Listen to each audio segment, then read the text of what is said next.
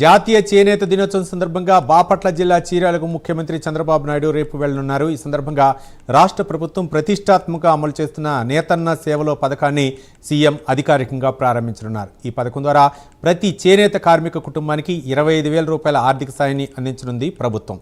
CM పర్యటనకు సంబంధించి అన్ని ఏర్పాట్లను అధికారులు పూర్తి చేశారు.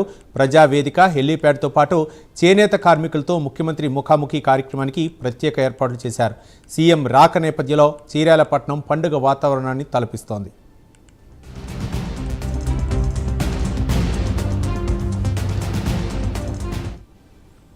సీఎం పర్యటన వివరాలపై మరింత సమాచారం మా కరెస్పాండెంట్ శ్రీనివాస్ మరిన్ని వివరాలు అందిస్తారు. శ్రీనివాస్, బాపట్ల జిల్లా చీరాలకి రేపు సీఎం చంద్రబాబు నాయుడు పర్యటించనున్నాడు. జాతీయ చేనేత దినోత్సవం సందర్భంగా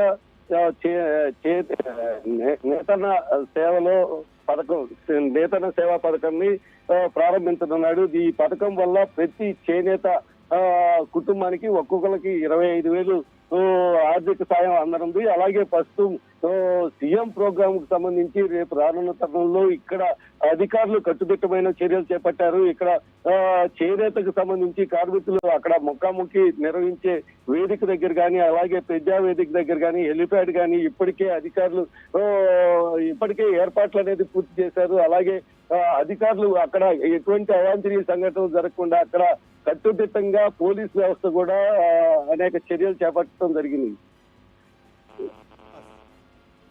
హలో, థ్యాంక్ యూ శ్రీనివాస్.